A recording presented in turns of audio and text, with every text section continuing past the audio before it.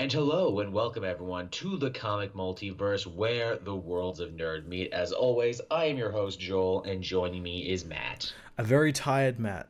I came back I from a so convention today. that was going to be my next question. I'm like, man, Matt went away to con and we're doing the show tonight. I bet he's coming back the same night we have to do the show. Yeah, I came back this morning after I checked out of my hotel. I had a lot of fun though. It was great 2 days. It was a little bit smaller than it was last year, but Was it now? yeah, it was still a lot of fun. Meet any creators? There actually wasn't like a lot of like big names there or like other creators Oh, there. It was like a much more like an intimate con this year.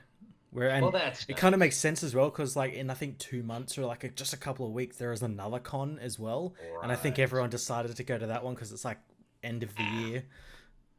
that makes sense. Well, I'm glad you have fun. You pick up any interesting merch? I know you were posting some stuff on your Instagram feed. I didn't actually spend a lot. Considering I usually like go ham at a con. I Mm. bought a couple of trades to like fill gaps in series that I needed to. I got one of the really awesome new DC Multiverse Superman figures, like the Rebirth Superman, the one with the trunks, Cool. which is really cool. Nice. Gotta have that. Yeah, it got some like cool trades, and that's about all. I got some really cool T-shirts as well. I got like they were doing like Mm. con exclusive like Star Wars ones, so I got like a really cool Solo one and a bunch of other Star Wars ones. Really cool. I'm kicking myself so hard because I finally had a chance to play the game. But in Philadelphia, they had the PS4 Spider-Man shirt with the white and everything on Oh, it. nice, nice. And it was beautiful looking. In fact, I think the shirt looked a little cooler than the costume. And I'm kicking myself I didn't buy it when I had the chance. Maybe Repop is still selling them on their website. If people know, be sure to let me know. But yeah, that's one I want. I have too many goddamn shirts is the problem. I Yeah, love shirts so much, and I have too many. I could have a whole dresser just filled with shirts that I pick up from cons. yeah. That's the thing. Like, I packed like all these like shirts, and I'm like, why did I even bother like packing clothes? I ended up buying like 4 or 5 shirts or something. Yeah, so like I I could have just like bought all my clothes at the con. I have, and in fact, I did on the last trip. I didn't bring enough socks, so I bought Overwatch socks like 2 days in, and like the dude was just closing down too for the night. I'm like, no, guys, seriously, I need socks. I didn't pack any. I need these Overwatch socks. They come in packs of two, which is just what I need to get me over the hump. But that being said, I have been wearing my Overwatch socks, and they are quite comfortable. Are they a specific character? Are they just like branded with Overwatch or? They're black and orange. They're the logo. They actually had some Roadhog stuff, and I'm like, I do main Roadhog, so I think I might need to get some Roadhog stuff. Because I think the Reaper stuff is the best design, but it's a little too obvious and a little too generic. Plus, I don't play Reaper. Yeah, fair enough. Who's your Overwatch main, Matt? Who's your Overwatch waifu? I don't have one because I don't play Overwatch. I've never played Overwatch. Really, it's No. fun. It's fun. If you liked Team Fortress, you'll like this. Yeah, cool. It's interesting enough. There's a whole lore, but I don't have enough room in my head for any more lore. I got uh, enough series I got to take in. yeah. I will say this though. This week I got to do two really cool things. I got to start Spider-Man PS4. hmm I just finished the Shocker boss fight before we Nice, started, nice. which is a really great boss fight. And I'm like, man, I hope they're all as good as this. Oh, they are. That's cool. I got to do that, and I finished season two of American Vandal. Yeah, that was a good season, wasn't it? It was a good season. Obviously, no spoilers for those who aren't watching it. It's funny, but it's funny in a totally different way than season one is funny. And it's really meta. It's incredibly meta. Like they make a reference of Netflix early on. I thought it would be more meta. I thought they would keep making references to Netflix and the fact that they are a Netflix show, Yeah. but they didn't. No, no. Again, too, I would say in at the end of the day, this was honestly in its moral. It actually had more of a moral than season one did, because like hmm season one's moral was like, oh, don't judge a book by its cover, generic crime documentary, wrongly accused thing. This one actually tried to say something about social media and millennials and everything. Like, Yeah. holy shit, this show actually said something. Holy crap. Yeah, yeah. I'm hoping they do that with like the next season. Like next season does like another type of topic, whereas this one was all social Yeah. media. Moves Mhm. on to like whatever's next after that. Yeah. I don't know what new ridiculous crime you can have from 13 dicks on cars to everyone crapping their pants. I don't know what the next one would be. Yeah, they'd have to solve like an actual murder. Which they even joke Yeah, about in this yeah. season. We got so many new crimes that people wanted us to solve, and one actual murder. Which I mean, Jesus Christ, the thing they're solving here, they basically end up fighting a Batman villain more or less by the end. It was basically anarchy. Yeah, a poop themed Batman villain who uses social media to terrorize people, has dead drops, and like, holy crap. But yeah, American Vandal is really good. I started to, I'm not done it yet, but I started watching The Dragon Prince, which is like the new Netflix original series from the guys who did Avatar. Oh, nice. What's that like? It's pretty fun. They do kind of like the what is it? Not quite rotoscoped animation. What the hell is it called? It's Cell like, shaded. yeah, yeah. So like what Star Wars Resistance is gonna be. Yeah, it's a pretty good indication of where that's going to go. They got a good handle on the technology. It's again, if you like the Avatar stuff, you'll like this. There's a lot of moral complexity with the characters. A lot of like, pithy humor here and there. Like even the villains are funny, Oh, that's cool. which is interesting. I will say though, after watching so many shows from the Avatar guys, it's like, man, you guys love the same 5 or 6 character archetypes, don't you? And the They're one time easy to you write. They are, and the one time you don't go with character archetypes was Legend of Korra, and that was the one people ended up not liking, even though I liked that one. uh, It's short too; it's only like 9 episodes. oh, real? Wow. It's 9 episodes, but they do the Avatar thing of like, book one moon, book one water. I'm like, oh, so you're already calling it out that you're gonna have multiple books. Yeah. That's funny. Oh, hey, speaking of Avatar, did you hear that Netflix is gonna like be trying to do a live action Avatar series now? I did, and for some reason, people are really mad. Yeah, I mean, obviously, I can understand you're not going to top the cartoon. People Yeah. rarely ever top the subject matter. But can it be any worse than the M. Night Shyamalan version? No, no, and Netflix have been, for the most part, pretty good with their series. Yeah. Yeah, I Yeah. mean, between this and The Witcher. Yeah, yeah. Well, we don't know what The Witch is going to be like yet. Yeah, but I That's have to true. assume it's probably going to be pretty good. Yeah, I think so.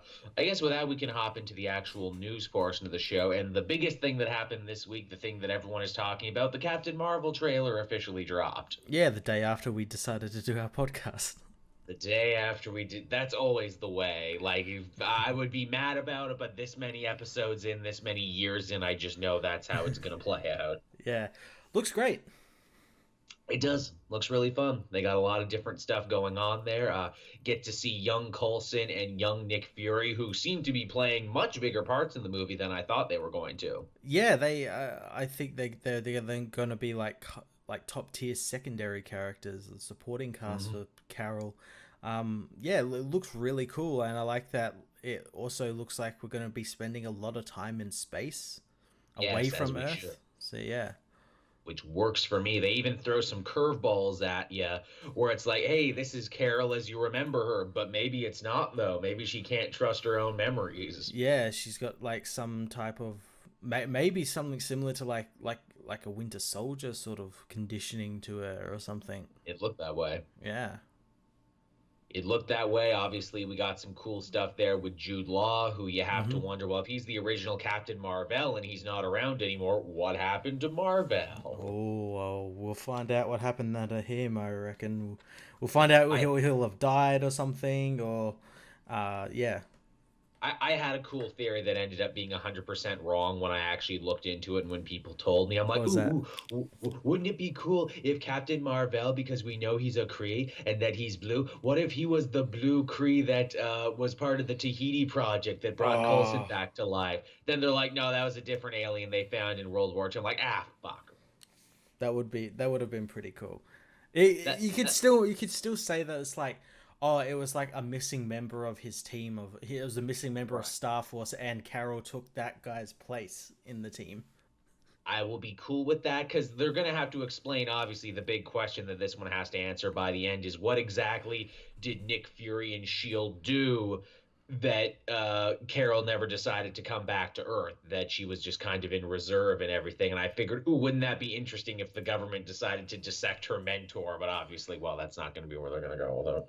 Yeah, that would have been pretty cool though. Yeah, but hey, you got to figure maybe they got a Skrull in the basement too, because Skrulls are things now. Yeah. Again, like it brings in question what characters are Skrulls. Who is a Skrull? We could be Skrulls. Yeah, we might not even know it. We might not even know. Old ladies are Skrulls, and they're gonna get punched. Yeah, or she's just punching old ladies, cause Or, reasons. or maybe Carol Danvers is a Skrull who punched that lady. Oh, dude, imagine if that was the twist. Like Captain Marvel is the Skrull. That would be such fucking thing. Hey, you watched a whole movie about a Skrull. How about that? The real Captain Marvel's still on Haller or something. That would be madness, but then I'd be like, the balls on you, Marvel, for actually doing that, building a whole movie around a Skrull. I'd be mad. That's why she's lost like her memory, and she only has parts of it. Yeah, exactly, because she's been on the Skrull ship the whole time. That's why. Also, we get both versions of the costume. We get the Star Force costume. We get the one from the comics everyone knows, and we even get the version with the helmet and the little mohawk. And it looks so cool as well. It does. I like the shiny eyes and everything. It has like a comic book where they white out the eyes. Yeah, it looks really cool. They did a really good job of like bringing that to like, because in the comics it kind of looks a little bit ridiculous, whereas it's got like a hair stuck in that like little slit at the top, and it was never my favorite look. Yeah, no, I didn't particularly like it either. I preferred the mohawk. They're not going for the mohawk, but Joel's just a sucker for a girl with a mohawk. What can I say? I love Mohawk Storm too for the same reason. Hey, we don't know what she looks like in Avengers 4. That's true. She might bust it out for that one. Hey everyone, mohawk. It's coming back. And Captain America's like, oh, I don't agree with that haircut. Not in my day. I'm interested in being a 90s period piece too, because it's probably going to have a bitchin' soundtrack. Yep. I kind of like before the movie, like before we got the trailer, I was like asking people like what 90s music is gonna be in this. Like I was taking bets and was like, okay, there's gonna be some Nirvana, then obvious Pearl Jam. Yeah, maybe some Beastie Boys. Ooh, Intergalactic Planetary. I don't know if that was in the 90s, but hey, we could at least have No Sleep Till Brooklyn. That would be fun. Let's get some Alice in Chains in there. Something from the Dirt album. Yeah, here comes the rooster. That'd be fun. I don't know if that is an Alice in Chains song, but the Alice in Chains has some good songs. Ooh, we need some Bush Glycerine. That's a good one, too. Don't let the days go by, glycerine. Coulson loves that. Coulson, that's just all in his car. He's a big Bush fan. Yeah. He got really upset when Gavin Rossdale and the girl from No Doubt there, Gwen Stefani, broke up. Hey, we could get a little No Doubt in there. We could have a little early No Doubt in there. I think Carol likes that. I mean, clearly she has a 9 Inch Nails shirt, too, so we could get some 9 Inch Nails in there. Yeah. So that would be fun. Yeah. But yeah, Captain Marvel trailer, I liked it, and I'm probably going to like the movie, because Marvel hasn't really dropped the ball recently. No, they haven't. It's going to be a great movie. It's coming out like March, which is it really throws me off when the last couple of movies have come out like Black Panther in February, this one in March, like a lot earlier than usual. It's true. Summer movie season starts when we say so. We're Disney. That's basically it. Now. Also, too, maybe they hope if they come out so close together, we'll all forget about Iron Fist. Well, we will anyway, because Daredevil's coming out next week. In the next month, I mean. Yeah, which, again, they're like, man, you guys really timed that, didn't you? It's like, and here's Daredevil, everybody. We'll talk more about Daredevil later in the episode, actually. But next up, Matt, we have to talk about a very important issue, something that a lot of comic fans have been talking about. It's come down to this, Matt. We got to talk about Batman's junk. Yeah, Batman's dick that everyone threw a shit fit over. Yeah, no more nude Batman for DC Black Label. Apparently, here's the funny thing. This was a big controversy this week that apparently the digital version of the new Batman Damned, the first issue of the brand new DC Black Label, censored his junk. Mm-hmm. It did. Uh, excuse me. I only read the digital version, so I just thought that's the way it was supposed to be. It wasn't So until did I read I. everyone. Yeah. It wasn't until I read everybody freaking out online. Where it's like, "Where's the dick? We demand Bat Dick." That I'm like, was there something there that I missed? Eventually, I did see the Bat Dick after the fact, and I'm like, yeah, this didn't really add or subtract to the When story for me. Well, when I saw it, I thought it might have been a fan edit, like, haha, someone's being a bit cheeky, and then Not I'm really. like, oh no, this was actually a real thing. Well, okay, I will I just mean, go on with my life. I guess I see why people are a little perturbed about it. And that is, hey, I thought Black Label was supposed to be the adult imprint. I thought it was supposed to be the envelope pushing imprint. Yeah, Why can't we have Bat Dick in it? And they never really gave a good reason as to why they're no, not gonna have it now. no, they never really did. But either or, it doesn't add or subtract anything to the story. No. So, yeah, No, literally, Batman was stripping on his way to change his costume, and he was just like dangle, dangle, dangle. That was about it. Although, I guess it's important for you continuity junkies because being so close to Batman, we can probably guess his religion now. I guess that's why. But again, I just thought it was such a funny thing for people to be so up in arms about. Like the Bat Dick was all over the internet. We need to know more about Bat Dick, and everyone was weighing in on Bat Dick too. Like all those night shows and everything that I don't watch because I don't have cable. We're all talking about it. It became like the fodder of late night comedians. yeah. It's very strange. Like, people got so up in arms about this, but like, Doctor Manhattan can hang dong and it'd be completely fine. The minute Yeah, Batman does, oh, can't have that. okay, can't have the Bat Dick. And again, it really, I'm sure it's the last thing DC wanted because that's some major egg on their face for their new boundary pushing adult imprint. Oh, actually, we'll kowtow right away, actually. Yeah, is it like first thing off the bat, first book first book off? First one out of the gate, and you're already compromising. I'm like, well, that doesn't bode well for any of the other books. Again, God help you if an artist or writer actually wanted to say or do something important and controversial if you can't stand behind Bat Dick. Uh, this it's like another it's really strange as well because, like, wasn't there like some brief nudity in White Knight? I think he wanted there to be some brief nudity, but they ended up because it wasn't under the black label yet. They ended up like covering it. But yes, there was supposed to be some brief nudity. Well, it'll be interesting to see if now that it's under the Black Label, whether they add that back in or whether they just like, Mm. oh no, we'll just leave it. Well, here's the thing: it's female nudity, and obviously, as we know from history and culture, female nudity is a-okay because everyone loves a naked woman. But as soon as penises come out, man, now we have a problem. No one likes penises. Apparently, just nobody likes penises. It's a major sticking point for a lot of people. I draw the line at dicks, young man. Again, American Vandal, season one. A lot of people very touchy about dicks. Yeah. And at this point, I think we mentioned dick so much, I think that YouTube could probably demonetize this Yeah. episode. I can see our little dollar sign turning yellow right now. That's why I was kind of glad the digital version didn't have the bat dick in it, because I was like, I'll probably get this Same. demonetized, but I didn't. Same too for all the reasons, because it's like, oh, he's really beaten up and bloody a lot in this one, and sometimes YouTube will catch that and have a problem with it. Yeah. And you know what, shit, because we're on the subject now and we'd only talk about it and what we read. Anyway, what did you actually think of Damned overall? I really liked it. I thought it was fine. Again, I was expecting more from Black Label, like more pushing the envelope in terms of content and storytelling. Really, it just felt like any other Brian Azzarello Batman story. Also, too, they spend a lot of time trying to explain the paranormaliness of issue one. I'm thinking maybe the next couple issues I might enjoy more, but I just thought this one was fine.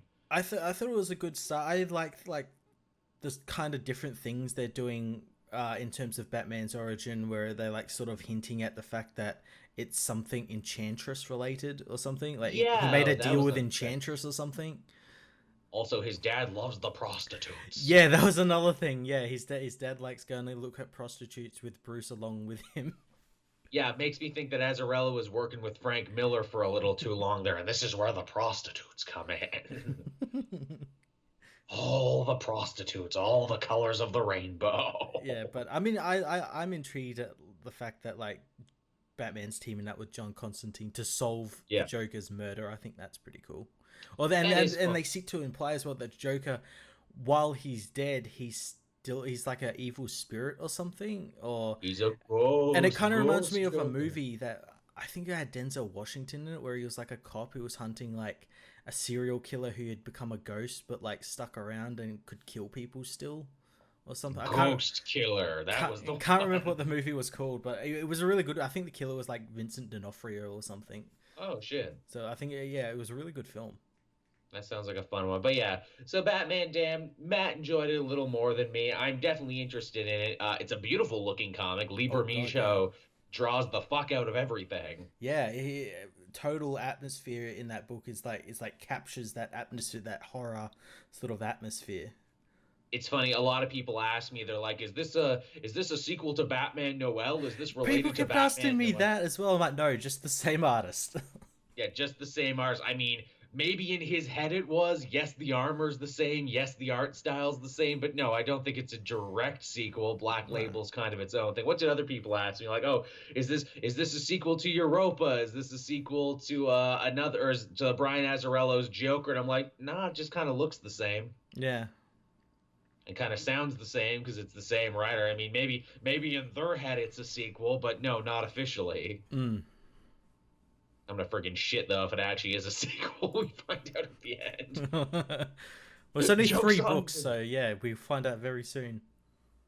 I will say this too, even the digital versions I got, and this is total first world problem, YouTuber problems, but the fact that they're like bigger Yep. prestige versions, actually trying to crop the pages to make my video was a pain in the ass because I Yep. have the presets all ready to go Uh for huh. regular comic sizing, but here it was all wrong, so it took me twice as long to edit that video. Yeah, I said that on Twitter as well. I had the exact same.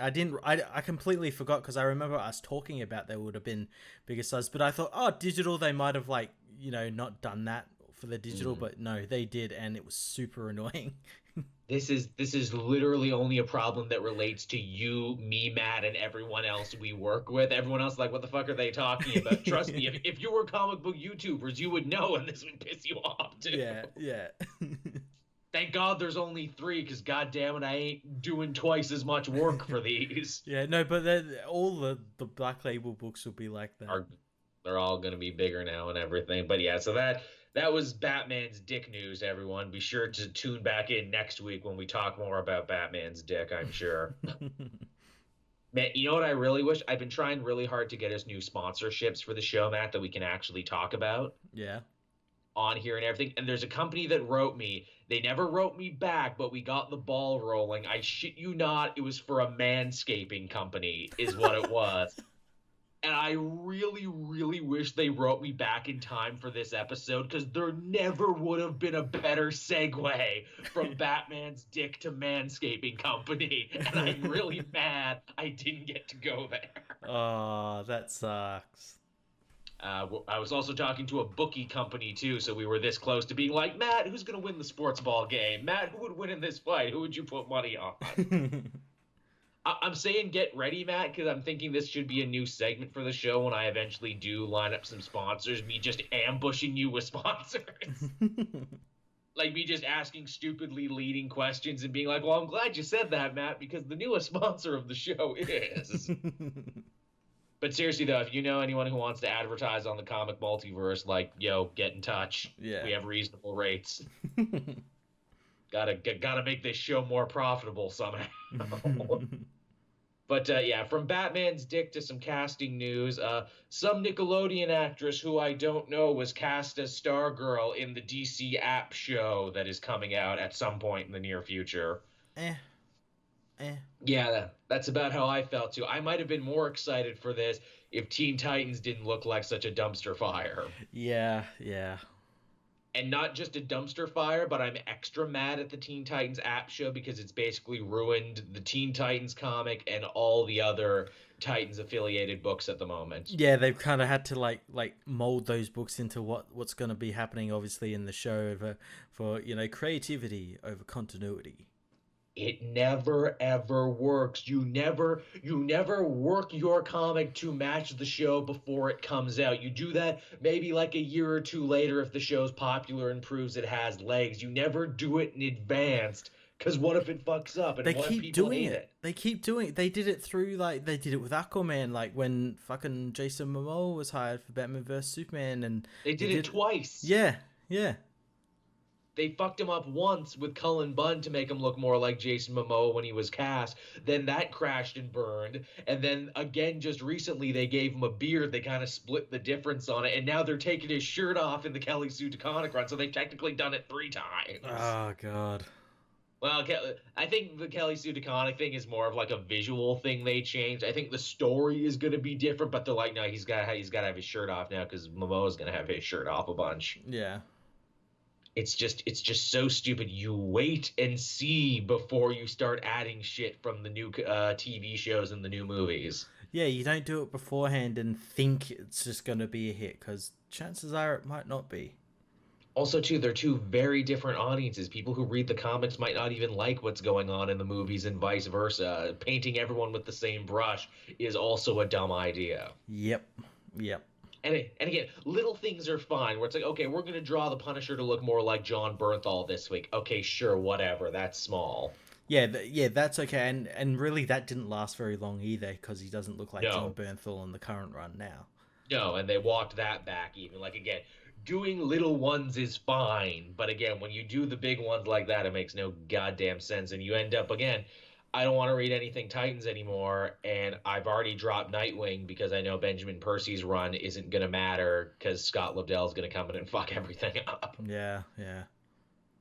But hey, on the upside, that means I'm freer now and I don't have as much stuff to cover. And I needed it this week because too many goddamn comics came out this week. Oh god, did they ever? I'm still not done everything, but from one adaptation to another adaptation, Trent Reznor is going to be scoring that new live-action HBO Watchmen show. Cool, I guess. Yeah, again, His that was scores are another. pretty fucking forgettable. He's a great artist and a great songwriter and a great everything else, but yeah, you're right. His scores are slightly forgettable. Like, can you remember any of his scores? No. Yeah, exactly. I know a lot of his music, but no, I can't think of any of his scores. I mean, it's a cool name to have involved. I think I only really put this on here to remind people, hey, HBO's doing a Watchmen show, everybody. Yeah, they haven't released anything about it, and isn't it meant to Nope. come out kind of soon, or start of Fairly next soon. year? Yeah, so It's also gonna be in the modern day, which means yeah, they've already missed like half the point of the original. yeah, it's like a sequel that no one wanted. hmm But hey, I'm sure by the time it'll come out, Doomsday Clock will have to have been done by then. Maybe if there aren't any more delays, there's an issue coming out today as this is up on New Comic Book Day. So, and I think Yeah. that's issue 7. So it's got 4 issues left until Which until someone decides that they need to have another 3 issues or something, to like they did finish with it off. Heroes in Crisis. Yeah, that's the funniest thing. Wait. So Doomsday Clock isn't done yet, but it's coming out the same day as the first issue of Heroes in Crisis. So you're already starting your next big mega event before your other big mega event isn't even done yet. Yeah, yeah. That seems like poor business management. Again, I'm no expert, I'm no president, I'm no publisher, I'm no editor, but it seems like you should finish one before you start the other. Yeah, and not only that, it's going to confuse a lot of people. Yeah.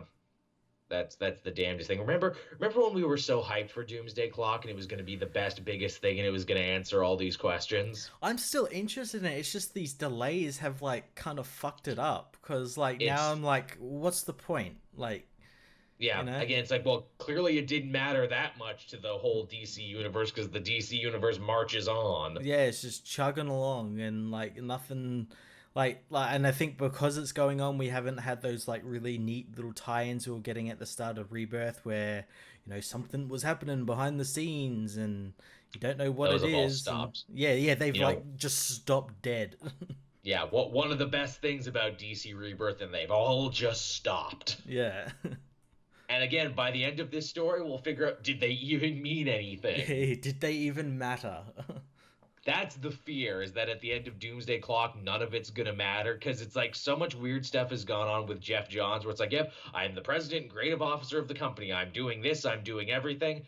Well, I'm not anymore now. I need to concentrate on other works. And, why does it feel here like the whole story has pivoted? And with all these delays, why do I feel you're writing other stuff? Like whatever Doomsday Clock was supposed to be, it's not that anymore. It feels like that. It was starting to feel like that. Like going into Doomsday Clock, you're like, okay, Superman's gonna find Manhattan, and then shit's gonna go down, and we haven't had any of that yet. None of No, it. but here's a whole issue about Marionette and Mime. Yeah, because these characters are cool, I guess. Thank you. I think I pretty much got their entire story just by seeing their general design and everything, but thank you for devoting a whole story to them.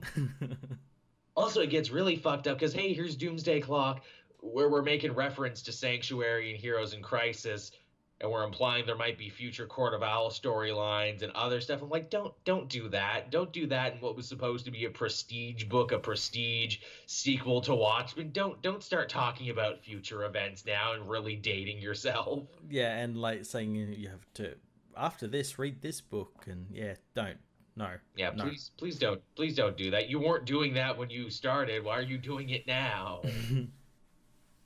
But again, enough about Doomsday Clock, everyone. We'll talk about that when we get there. We got some big Marvel news here this week. Marvel news that I am very suspicious of and very, very unsure of. Apparently, coming this October, we're going to have Charles Soule's final Daredevil story, and it's called Death of Daredevil. Yeah, well, he killed off Wolverine. He's bringing him back. He's like, oh, I want to kill off Daredevil now. And he's killing off the Inhumans too. Apparently, he's just the go-to if you want to kill someone. You go to Oh, yeah, Charles Soule. Donny Cates is killing off the Inhumans. Oh right, but Charles Soule started it, and then he picked Yeah, up. But yeah, fair enough. apparently that's the hip new thing right now. It's like, I'll just kill him. Yeah, just kill him. Just kill. I'll tell you why I'm suspect of this though. Why would they kill Daredevil so close to the third season of the new Daredevil show? Maybe he dies in that. Like, properly dies. I mean, he went missing at the end of Defenders, but again, I don't think. I mean, he's their most popular, successful one. Ooh, but as we're going to talk about later on with other things, maybe Disney Marvel doesn't care so much about Netflix anymore. Is what we're going to talk about. I smell fake out on Death of Daredevil because my whole thing, when we talked about last week, Daredevil, the end, I assumed that this was their big thing to be like, no, let's have a big thing happen in Daredevil's life. Let's have him have a brush with death so we can justify having a new issue #1 because he still technically has legacy numbering.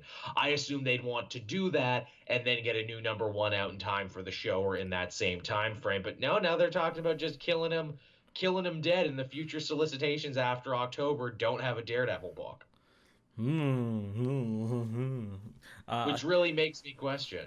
Yeah, that I don't know, Like I think they probably will kill him off, but they'll bring him back. It'll be like a Wolverine situation where maybe they'll kill him off and they'll have someone else come in as Daredevil, kind of fill the gap a little bit, and Right. yeah.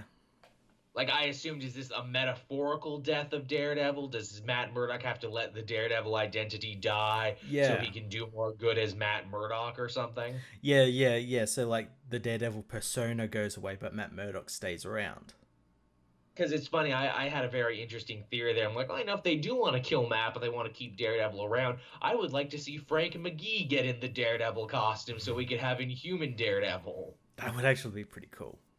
That would be really fucking cool, and Charles Soule clearly likes that character. I don't think they will do that, and I think they've already played that card too many times of like, hey, let's have Danny Rand be Daredevil for a little bit. Let's have, this character get in the Daredevil costume. Well, here's like another thing. Like, what if it's a fake out a la, oh, it's someone who was Daredevil at one point, but it's not Matt Murdock. It's someone who used to be Daredevil at one point. So like, someone like Danny Rand or something. Right, we kill off someone else. Like you think it's Daredevil, but then like the end of the page, the mask gets ripped off, and it's Danny Rand, or it was actually someone else. It was. I mean, they're not going to kill off Black Panther. He's more popular now than ever. But I was going to say Black Panther was technically the man without fear and defender of Hell's Kitchen for a little bit.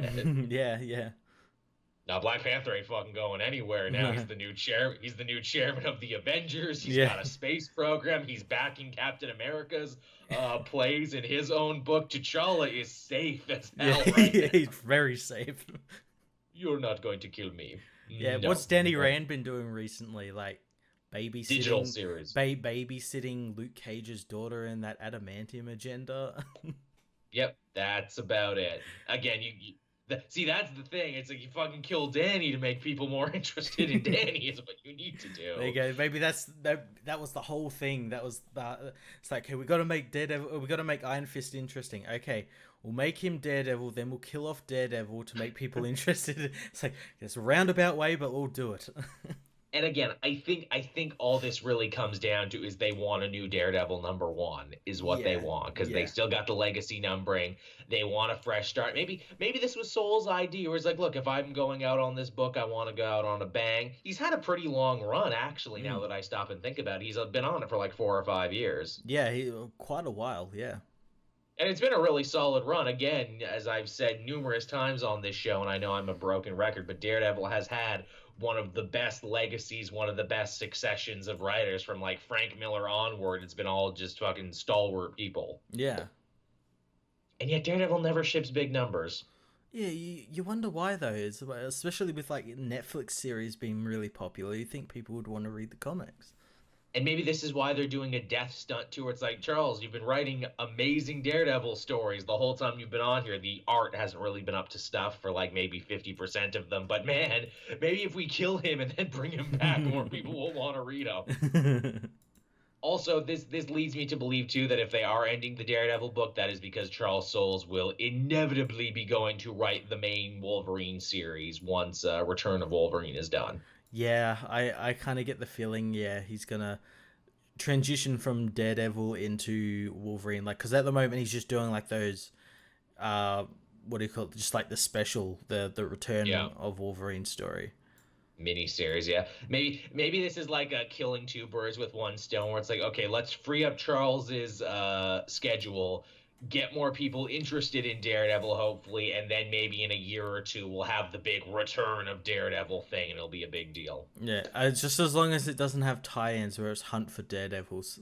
Yeah, let's not do that. The ones that don't matter. You know what my pitch would be actually for a dead Daredevil? Let's have Daredevil in Hell, the series. Let's actually have him duking it out with Mephisto in Hell. That'd be pretty cool. How has no one told that story before? Daredevil goes to hell, and because he's a Catholic, his whole thing is like, oh, I need to climb Jacob's ladder so I can get back into heaven. Yeah, that'd actually be really cool. Actually, shit, they could even do it better, because I talk about Mephisto. Mephisto's not the king of hell right now. Ghost Rider Johnny Blaze is the king of hell right now. Oh, shit, there you go. So, like, Johnny finds it, it's like, oh, sup, Matt, you're dead? Oh, that sucks for you. You'd think you'd go to heaven. Oops. Well, yeah, of course you can go to heaven if you can climb Jacob's ladder and you just fill it with a bunch of biblical shit. That'd be fun. Yeah. Hey, is Tom Taylor free? I thought Tom Taylor would actually be a really good person to take up Daredevil. Yeah, I think he'd probably do really well. I don't know whether he's free or anything. I know he's writing obviously X-Men Red and stuff like that. He's doing a couple of Batman annuals. Yeah. Like 4 or 5 years ago when Mark Waid was getting done his really long run, I had pitched Charles Soules like, oh, he'd be a great person to do this because he's an actual lawyer in real life, and wouldn't it be cool to have a lawyer write the lawyer book? I had Tom Taylor as someone I thought would be really good for the book. Tim Seeley, there's another guy. He's Yeah, doing Shatterstar right now. He doesn't have a book right now. I think he'd actually be a pretty good fit for it. yeah, that'd be pretty cool. Benjamin Percy felt like he never really got a shot writing Nightwing, so maybe he should cross teams and go write a new Daredevil book in a couple of years. Hey, Higgins, you're free. Higgins, you proved to be really good, actually. Maybe when you're done Winter Soldier and maybe like in a year from now, you can write Daredevil. Yeah, that'd be pretty cool. That would be fun too. So yeah, that's that story for you, everyone. Next up, we have some movie news. Chloe Zhao to helm the Eternals film for Marvel in another one of those projects. It's like, oh yeah, they're doing Eternals too, huh? Yeah, they're doing Eternals. I'm not sure. I'm not familiar with this woman director. I haven't seen. Neither am I. I don't think I've seen anything she's done, but cool. That's pretty cool choice. Yeah, she's apparently very big on the indie scene. I don't think I've seen any of her movies either, but now that I know she's helming a Marvel property, I will be sure to check that out. In fact, I know I read an article think piece there that was essentially something akin to, hey, Marvel's last couple big successes have all been when they grabbed, hot directors from the indie scene, Mm-hmm. either be it Spider-Man Homecoming or even Guardians of the Galaxy, because Gunn was basically an indie director at that point. He had never done anything for a big studio. Do you think Disney Marvel should maybe start giving back more to the indie film scene, because that's where they seem to be getting all their big talent? Yeah, definitely. The last like barring like the Russo brothers, who in Mm. as well they were pretty indie when they were hired to do Captain America. They came from TV. Yeah, um, yeah. The last couple of big movies have all been like indie directors, and it seems to be where it's at. I think even like Captain Marvel's directors, the man and woman who directed Captain Marvel, are kind of indie directors as well. That kind of seems to be their modus operandi, maybe because they didn't want to be so beholden to people like they did for the first Iron Man and Captain America and everything, where it's like, hey, let's find some really good indie talent who are young and hungry and looking to make a name for themselves. Let's give them the big Disney bucks to make a crazy movie for us. It also makes sense in in their way, because like phase one was like setting up everything, so they got like big name directors like Joe Johnston, Kenneth Branagh, Louis Leterrier to like set up everything and like get everything set up for their universe, and then they pass it on over to like the smaller directors like James Gunn's, your Russo brothers, and then they take it from there and sort of become big themselves. It's true. It's a very interesting little system they have built up. Also, by picking young, up and coming, hungry indie directors, you're probably not going to have the Edgar Wright problem of, well, I'm just going to take my ball and go home now. I have several projects I can work on. I don't need this. Yeah, yeah. With this woman, I don't know what her schedule looks like, but I'm gonna guess she doesn't have Edgar Wright problems. She doesn't have Edgar Wright projects all sitting in the works to do. But yeah, so good on them for Eternals. Like I kind of want to talk shit about Eternals, like, oh yeah, Eternals, that'll be a big hit. But they made a big hit out of Guardians of the Galaxy, so they can basically make a big hit about anything. Yeah, if it's done right, I think it'll be really great. I told you my conspiracy theory, my tinfoil hat theory I had for the longest time, where I'm like, nope, Eternals is code. No, man, Eternals, that's their secret working title. They're actually working on X-Men and Fantastic Four, but they're Hey. calling it Eternals to throw us off the scent. Never know. That's their thing to try and fuck with us. It's gonna turn out this Chloe woman's gonna be like, no, I was actually making X-Men all along. How awesome would that be? Yeah, it's like, hey everyone, we want to show you a clip for Eternals. Oh, but we lost it. Here's an X-Men thing we were working on instead. You tricked us, Marvel. And they do shit like that. Remember when Captain America 2 was supposed Yeah. to be Serpent Society? Yeah, that'd be so cool. Like you But they're thought like, we haven't started working on it, but really we did.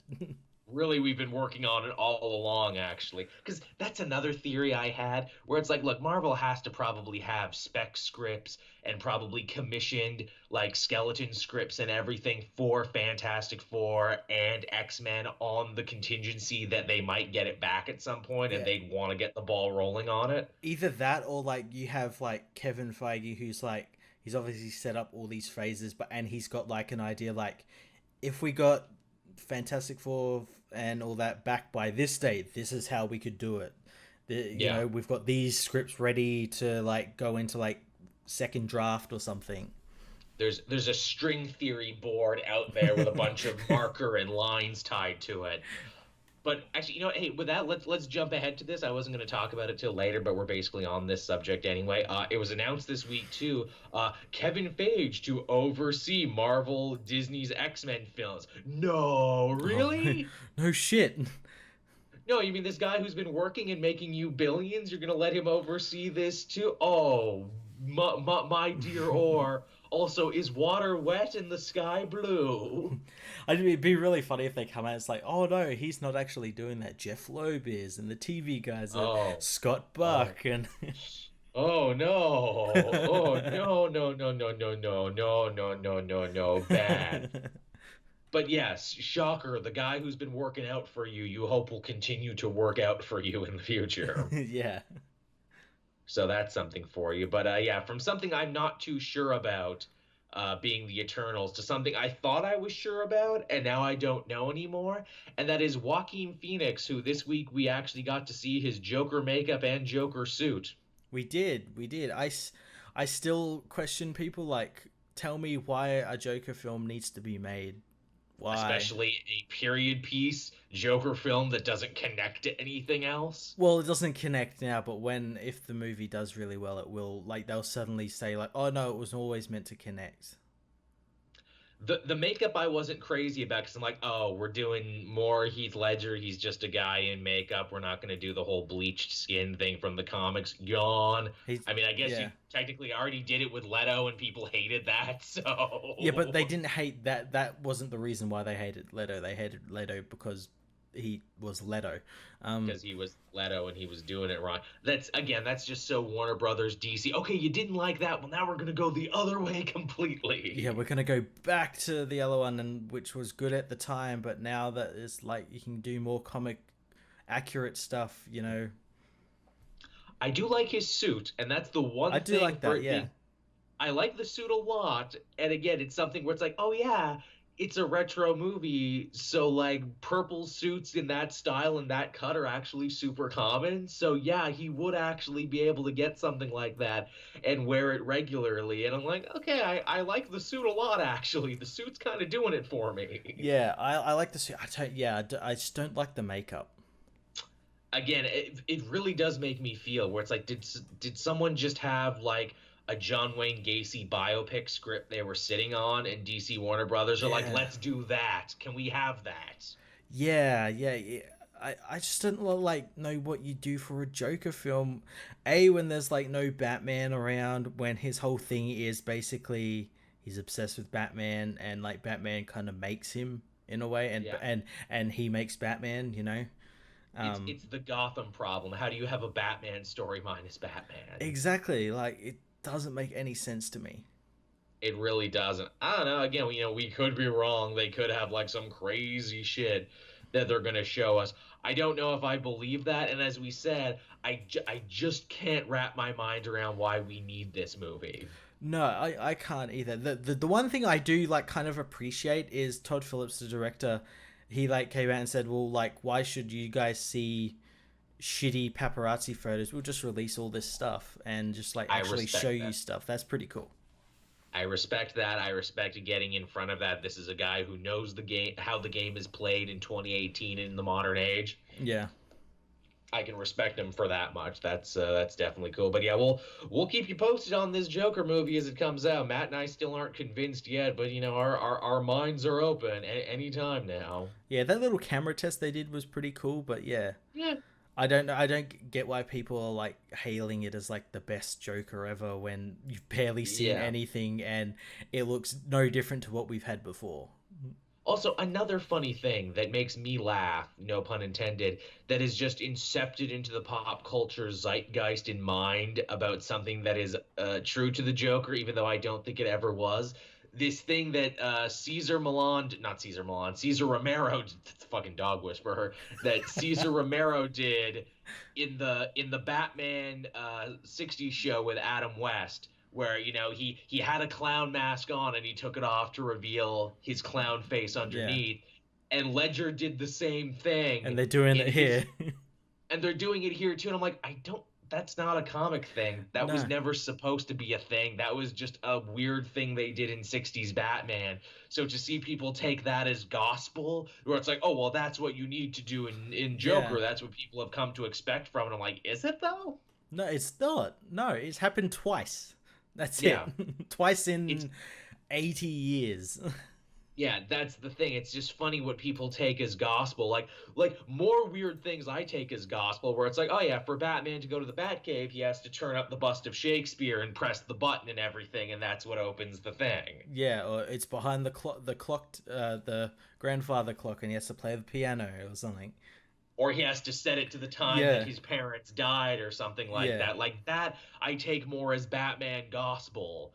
I think it's funny that this is the thing. And also, if you're gonna do a Joker movie like this, I'm surprised no one's tried to be like, oh well, can we honor his time as Red Hood before he takes an acid bath? That's what I thought they were going to be doing in this. Like, we weren't going to see the actual Joker, like this Joker makeup. We were just going to see Joaquin Phoenix's character be the comedian, and then slowly get turned into like the Red Hood, and we'll see him in like the suit with like a cape or something. And Because he looked like that guy, yeah, didn't he? yeah, and then only at the end of the movie is when he becomes the Joker, when surprise, Batman's there.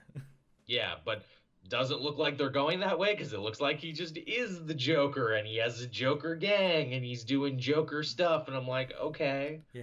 Did we end up talking about the character's name as well in this? Oh, yeah, Arthur Fleck. Yeah. A. Fleck is his name. Yeah. Again, like, why are you giving the Joker like a name? Why not just go for it and just call him Jack Napier?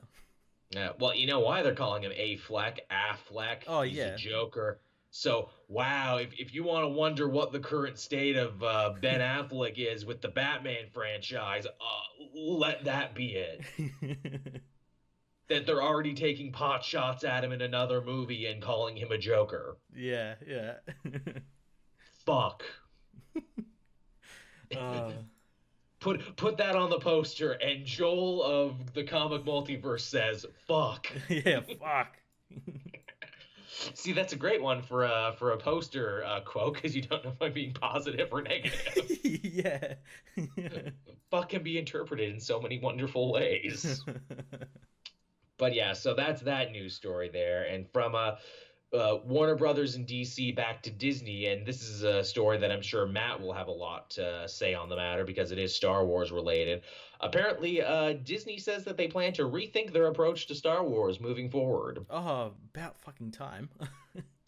Which again, it's like, no, I don't think they were listening to the angry man baby contingent No. who were all upset over Force Awakens and fucking Last Jedi for any number of reasons. I've lost track at this point. I think they finally come to the realization that the sensible fans, like Matt and I, and I'm sure many others have been saying, and that is, hey, Disney, we love Star Wars, but we don't need one every year. It's not Yeah. the Avengers. We don't. Yeah, you don't need to quote unquote franchise it and have one every year on a cycle.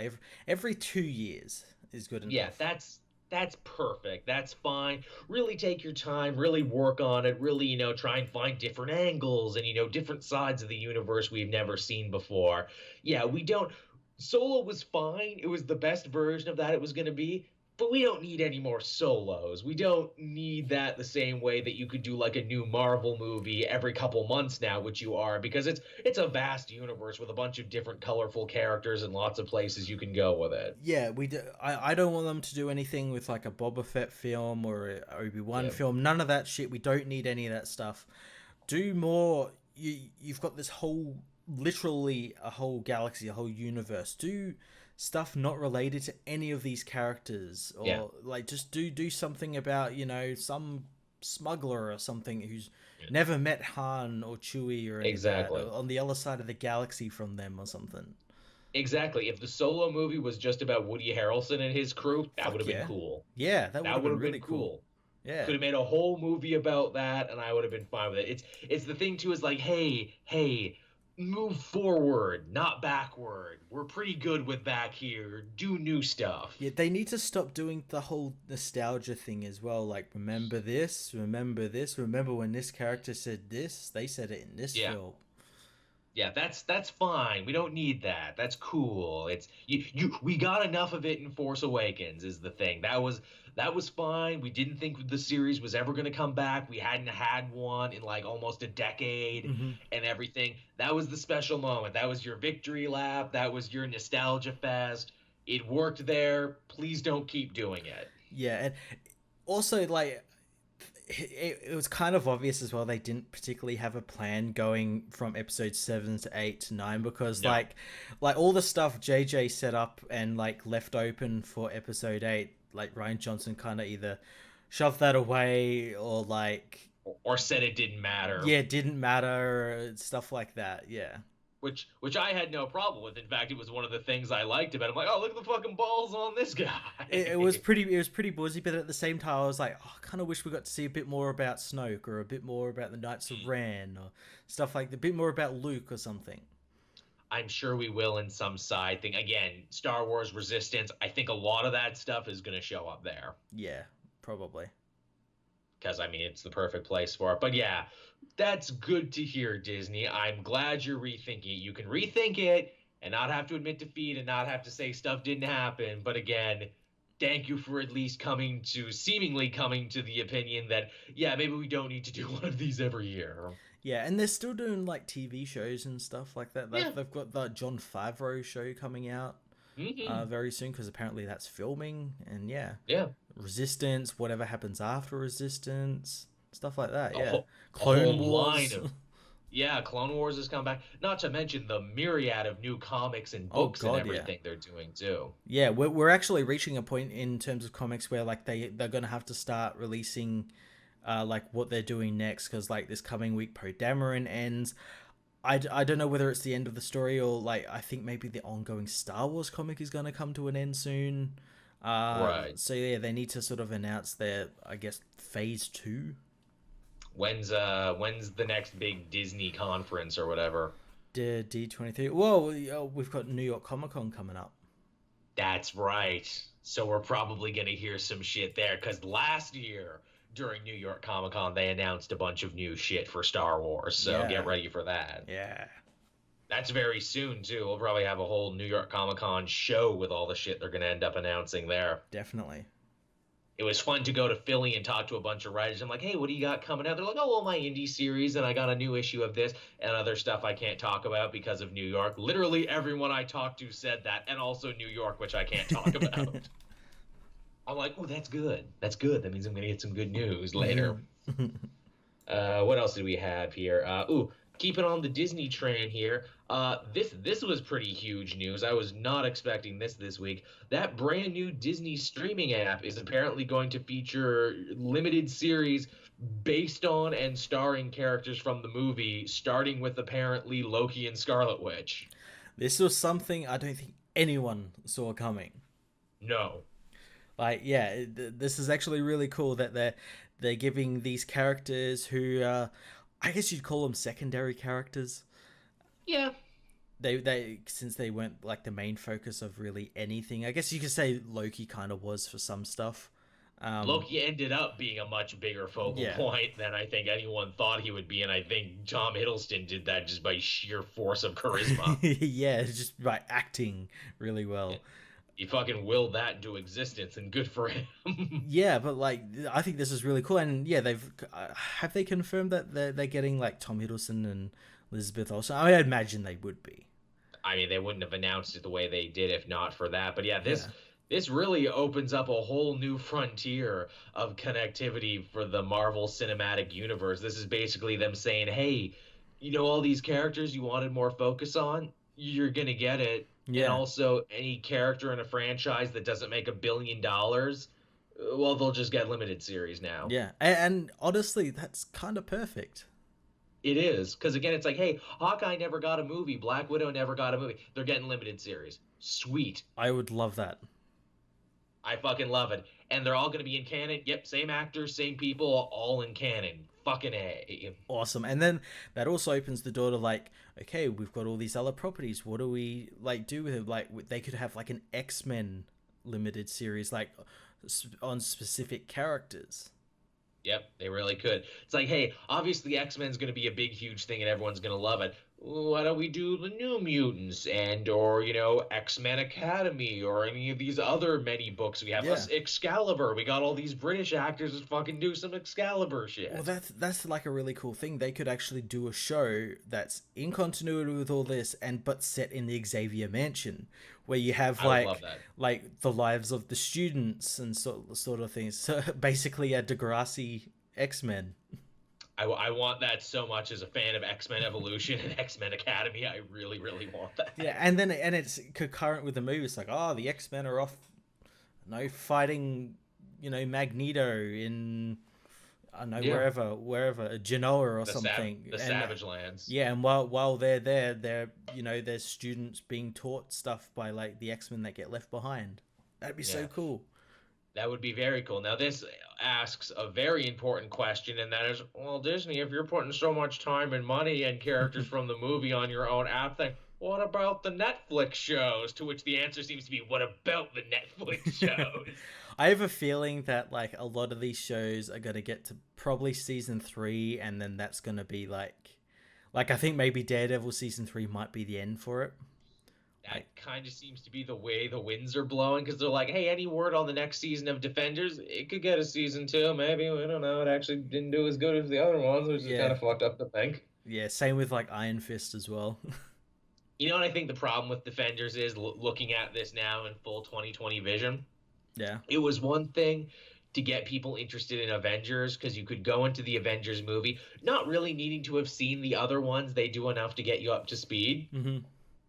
It's a hell of a thing to be like, okay, here's 14 episodes of television that you needed to watch like 100 episodes of television around it. Yeah, you needed to watch like all these seasons of like Luke Cage, Daredevil, and then to understand like who these characters are going into Defenders. Yeah. And what was going on. And hey, there's a good chance you might not even like some of these, because, the tastes run all over the place. Most people agree Daredevil's pretty good. Most people agree Iron Fist was pretty bad. Jessica Jones is a little divisive. I personally loved it. Some people didn't like it. Mm-hmm. Luke Cage is really good to start with, but really goes downhill in the first season. That's a lot to ask of people to go into a big thing like Defenders, and it's like, Defenders maybe should have been a movie, maybe it should have been a limited series. Yeah, so it'll be very interesting to see what happens going for like once these shows all reach like season 3, because obviously we've got Jessica Jones season 3 coming out, Daredevil season 3 coming out, Punisher season 2. It's really like Luke Cage and Iron Fist are like the last ones to probably get, if they even get season 3. Yeah, because that's the thing too, where it's like, hey, what about a Moon Knight show and a Blade show? Are we gonna get those on Netflix? Well, that's the thing. We might get them on the app now. We might get them on the app now, because it's like, well, hey, Disney, Marvel, you guys are pretty good about announcing what the next phase is gonna be when Phase 1 is done. So what's next for the Netflix universe? That kind of seemed to be the answer. Oh, well, no one knows. Who knows? Anyone knows. Yeah. Also, as well, this kind of also upstages the DC app, where they're like, we have all these new shows, Titans and everything. Are they in continuity? No. And then Marvel's like, well, we've got an app coming out, and we have these Star Wars shows that are in canon, and now we have Marvel shows with the actors from the movies in it.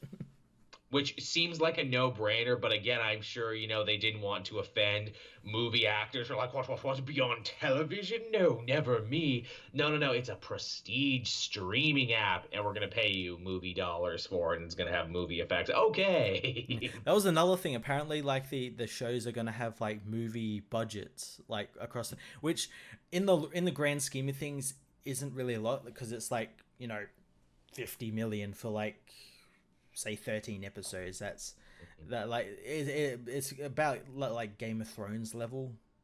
That's probably the thing, as we talked about when they said, like, oh, can you believe the crazy budget that Favreau's Star Wars show is going to be $10 million? It's like, It's like $1 million an episode is basically what it costs to do Game of Thrones. They do Yeah. 10 episodes for a season. It's not weird anymore. TV's become incredibly expensive now. Yeah, yeah, especially like these high concept ones that require like lots of effects and Your big movie Westworlds. stars and everything. Yeah, yeah, you like Westworld. Yeah. I mean, that kind of seems to be the drama thing now. People seem to enjoy this stuff more on television now. Yeah, yeah, lots of people enjoy like and that's the other thing, like actors like going to TV as well. Like they enjoy doing that sort of work. Otherwise you wouldn't be getting, Anthony Hopkins in Westworld or Ed Harris or something, you know. Yeah. It's the what do I like to call it? It's the Bryan Cranston effect is what it is. It's the hey, I did a little TV, I did a little movies, but I blew the doors off television and now every character actor and not even character actors now, every like AAA actor wants their Breaking Bad moment is what they want to show. I Yeah. am so fucking good at this. Yeah, yeah, definitely. Yeah. So that's the news for this week, everyone. I was surprised there was actually as much as there was. We filled over an hour already just talking about news. Yeah, lots of news. Yeah, lots of news. I guess from there we can hop on over to what we read this week. And Matt, there were too many goddamn comics this week. There were, and thanks to me going to a con, I didn't really get to do a lot of them. That's cool. We'll just talk about a couple then, because there was too many, and I'm not. There were two big annuals that came out: Spider-Man, Captain America. Haven't even got around to reading them yet. I like flicked through the Captain America one, and it looks like a really cool World War II set story. That's what I heard. It actually got really good reviews. Apparently, the Spider-Man one is a flashback to what he was doing in the black suit for all like the time that he lost whilst in the black suit. Yeah, I again flicked through that one, and like the reason why he lost the time is actually really well explained. That's cool. I guess we can start with Batman this week. Batman number 55. Did you read this one? I did, and I actually thought it was pretty good. Me too. Holy shit, we've liked two Tom King Batman stories in a row. Someone stop us. Is this when like editorials started getting involved? They're 5 issues away from the wedding one. Did they get involved on the wedding one, and now they're starting to check his work? It certainly feels a lot tighter. It definitely feels like someone said, "No, Tom, this needs a beginning, middle, and an end." Yeah, he's like, okay. And indeed, this one had a beginning, middle, and an end. And I think this one actually played to King's strengths amazingly. For one, Batman is barely the main character. Nightwing is the main character. He does the bulk of the talking, and King seems to like Nightwing a lot. Yeah, well, it's like, well, how do you write Nightwing? Make him, crack jokes Upbeat. and yeah, make him upbeat. Make him a polar opposite of Batman, who's all Mm. serious and everything. And it's like, oh, that's easy. And like Nightwing actually sounds like a human being. That's nice. Yeah, yeah, he talks in full sentences and doesn't just say bat or cat. Yeah, he doesn't sound like a weirdo. And that being said, talk about sounding like a weirdo. Tom King also gets to write KG Beast, who never puts a costume on in this issue, and yet might be the most scary he's ever been because he writes him like a soulless Terminator, basically. Yeah, he barely had any lines. I think he had like 3 or 4 lines in the book, and yeah, and again, like I praised Tony Daniel's art for like basically telling the Oh yeah. story without any dialogue or anything, and he probably only had like bare bones. Like, okay, he goes to a gun shop and buys a gun. Like he drew it really well, like that scene in the first Terminator film where Arnold goes and buys the guns. Yep. That's how good Tony Daniels is too. Where it's like I will tell a story with the art even if the story is lacking. Yeah, yeah, and that maybe that's why it was so good. He was able to tell it Maybe that really well with the art. I, I was reminding them like didn't Tony Daniels do like the Batman Superman Wonder Woman book that was so good? Yeah, yeah, he did. He wrote and drew that, and it was so fucking good, but didn't last all that long. Yeah, it's funny. I laughed so hard seeing KG Beast, a well-known Russian national with a rap sheet as long as my arm, come to America because I just did international travel the week before. Yeah, he just like gets admitted into the United States. No questions. Well, I laughed my ass off too because I'm like, I laughed because he talks to people so much. I'm like, I was actually very shocked going through customs that I did this month. So much of it is handled by computers now. You barely talk to any people. the first thing they do when you go through customs is like, okay, scan your passport. Now stand still while we get a picture taken of you. And I'm like, why did it take my picture? And I'm like, oh, it's probably putting me through like every database, Yeah, DMV, police, FBI. making sure you're not some serial killer or something. It's probably putting me through every database on the planet in the span of like 3 seconds. Yeah. So that's why I thought it was hilarious that KGB's got through. And then, of course, he buys a gun the same night, again, Russian national. But hey, that's just America. Yeah, yeah. I'd be amazed if he didn't. The line that made me laugh, though, is that when he goes to the diner and he leaves the threatening message on the napkin, there's people talking in the background, and I'm sure you saw this too. One of the conversations some person says is, oh, he just says the same thing twice because he thinks it makes him sound deep. Yeah, this felt like Tom King like just taking our tweets and putting it Yeah. in there. In the conversation, I'm like, is that Tom King being self-aware? Like, is that Tom King being like, yes, I know what you say about me? Is that Tom King, or is that the editors? Is that the editor putting that in, trying to burn him a little bit? It's like, he just says the same thing over and over again. It makes them think it sounds deep, and it doesn't. See, I like that because if that was intentional, like, oh, congratulations, good for you, Tom King. You're a little self-aware now, 55 issues in. You grew a sense of humor along the way. Thank you. Yeah. But what's the big finale of this one, Matt? Big finale is we see KGB go kill a guy in an apartment, set up a sniper position. We don't know what for. Batman gets called in to Gordon, and we find out that it's like the anniversary of the War of Jokes and Riddles. And then Tom King can only reference his own work. Yeah, again. And then Nightwing gets shot by KG Beast. Doesn't shoot Batman, he actually aims at Nightwing. Yes, which I actually liked that as a subtle little bit where it's like, ooh. At first I thought that KG Beast had missed, but then it's like, no, he was hired to shoot Nightwing because hurting Nightwing would hurt Batman more. Yeah, and Nightwing doesn't wear a helmet, so, clean Also shot to the head. Also that, he was a much easier target. But again, this is to make Batman darker and grittier so he can go on a revenge quest against KG Beast and whoever hired him. It's Bane. Yeah, it's Bane. It's Bane. They already spoiled that. It's Bane. And also so Dick Grayson can become an amnesiac, lose his memory, and also become darker and grittier in his book because everything now needs to be darker and grittier, Matt. Yeah, well, he's darker and grittier in the Titans show, so, I wonder if he'll say fuck Batman in this. Oh, yeah. Well, they would need to do that in Black Label, but then they might censor it, though. No, they'll do like what they do in comics where they do swear and they get like the exclamation mark and the hash sign and all the but we'll know what it means because it'll be like those words and then Batman like, we get that because it's dark and gritty. Yeah. And Lobdell will have all his edges out for it, I'm sure. Yeah. And so he gets shot and that's like where the comic ends. And I kind of said in my review, it's like this is going to have nothing to do with Jokes and Riddles. Absolutely nothing. No, of course not. Well, I assumed that was just that was KGB's way of being like, oh, they'll have to talk to the commissioner because he'll have to light the signal and that will be a tall place. And if I can get him on a tall place, because I'm assuming KG Beast is as smart as the people who read the comics, and he knows the bat signal is on top of the police station. So if he sets up across from it, he'll eventually see Batman. Yeah, that's true. Yeah. Although the question is, how did he know Nightwing would be there is the thing. Obviously, Batman would show up, but how was he aware that Nightwing has been trying to cheer Batman up for 2 issues? Yeah, again, this is where it starts to fall apart a little bit with like that's like King's sort of like over the last couple of arcs he's done stuff like this where it's just cause. Yeah, where it's like even your good work is undercut a little bit. Like, I liked this, I enjoyed this more than your other stuff. Oh, but I thought about it for longer than 10 seconds. Yeah, I've actually had time to ingest it, and now I start to like think of it, and it starts coming apart a little bit. Yeah, hey, wait a minute. How did KGBs know he would be there?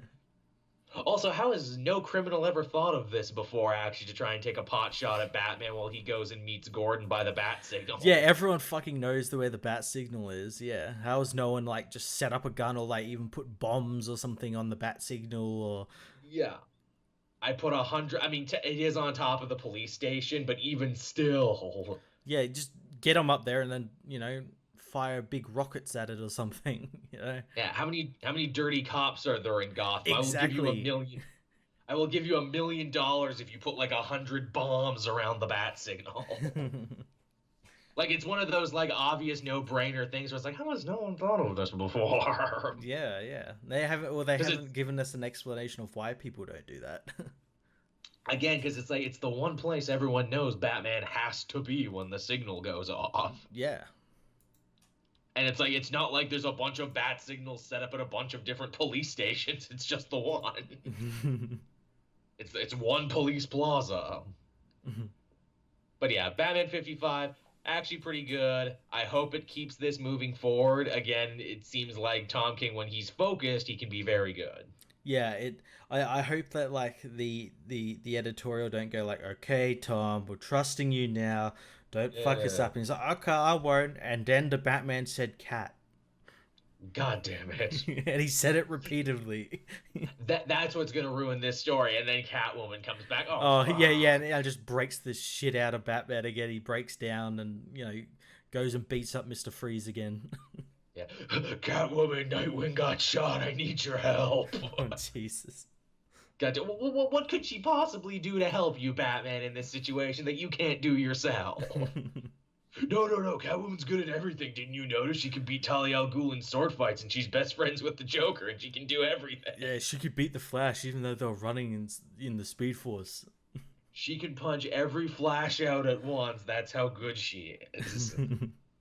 All right, so that's that one. I also had the return of Wolverine this week. Did you check that one out? I did. That was really cool.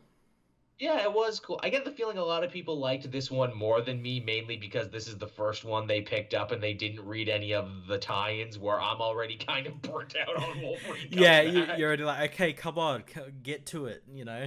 Yeah, it's like shit or get off the pod, get resurrected or don't. Yeah, again, like the tie-in should have all been one issue leading into this. That's it. Yes, it really should have been.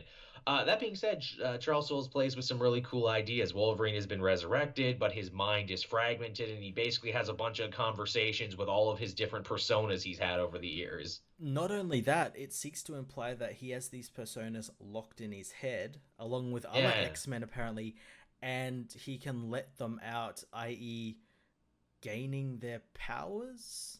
Yeah, yeah, he has different power sets where he's got to save a little kid in this issue, so he activates the superhero part of him, which obviously is the blue and yellow, and we hear a Yep. story about the first time he donned the blue and yellow outfit, and like superhero Wolverine is real positive and he's a real go-getter. Yeah, and then you see like there's one that's like, I don't know what version it was, but it was like the animalistic Wolverine where he just says Right. Bob and wants to kill everything.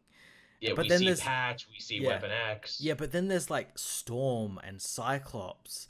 So I'm like, Is is this how they're going to explain the like burning claws? Like he can Yeah, access their powers, but they come through like his claws. So he has like electric claws, or and like laser yeah, claws. like concussive blast claws or something. I mean, using my Sherlock Mind Palace armchair psychology, I assumed like, oh, a Storm is there. That's like the romantic part of his brain, the thing that never got to finish because they had a relationship. And Cyclops is there. That's like his rivalry part of his brain there and everything. I could see that. Yeah. But again, we'll have to see where they do it. It's an interesting idea, and it's such a very Wolverine idea too, because this is a guy who can never trust his memories because his mind is always fucked up, and there's always psychic blocks, and there's always amnesia. Yeah, yeah. It's really interesting, but yeah, I like the idea that he could potentially unlock these different parts, and it's like, oh, I've got to fight this room full of guys. I'll unlock the animalistic part of me and just go mental on them. Yeah, it's an interesting concept. I will always say that about Charles Soule. He's always a high concept kind of guy. Mm-hmm. Mm-hmm. Book also looks amazing too. Oh yeah, it's Steve McNiven on the art, so Yeah. it's so detailed. Just again, Yeah. there's another guy, McNiven, Yeah. who just kills it. Every image is poster quality. The bit where he's on the motorcycle shooting the gun, and I'm like, oh, frame that. Yeah. Also, yeah, I actually want to talk about that. The guards that Sotera use are Omega Red. Are they? Well, like he kills that guard up in the tower, and it like rips the mask off, and it's like got the Omega Red symbol, and he used like Oh. the tentacle thing to grab the gun again and shoot Wolverine off the Oh. bike. So like, are they clones of Omega Red? Ugh. Yeah. That was a thing in one of the X-Men books I didn't read. There was the Omega Red Core, which was like Omega. It was like Gamma Red, Beta Red, because get it, Okay. Yeah. Omega. They were all there were clones, and then the real one came back in the Weapon X book, and he's on Weapon X Force now. But yeah, there are clones of him. Yes. Yeah. So I guess that's the reason why they had like an Omega Red there. Yeah, that's why I do still like Persephone as a villain because like Wolverine doesn't even know if she's a villain because she's like, yeah, I Yeah. brought you back. I love you, Wolverine. Yeah. She does. He hasn't like seen anything yet that like would make her a villain or like ties her to like Sotera and everything because like yeah he sees her in the mind palace like yeah there's this mind palace you can go nuts in it you're the warden. Yeah. He's like, oh, she seems all right to me. Ooh, the new black and red costume. People joked forever, being like, oh, it looks like a Hell's Kitchen attire. It literally is a chef suit. Yeah, it is. It's so cool. It's so cool. It's literally 100% a chef suit. And I'm like, I see what you did there, guys. That's fun. It's gonna make cosplaying him much easier. Boy, is it. And then you're like, but why does Wolverine make sense in a chef suit? Oh, because he has big knives on his hands. He's literally a chef. All he's missing is the little hat. Yeah.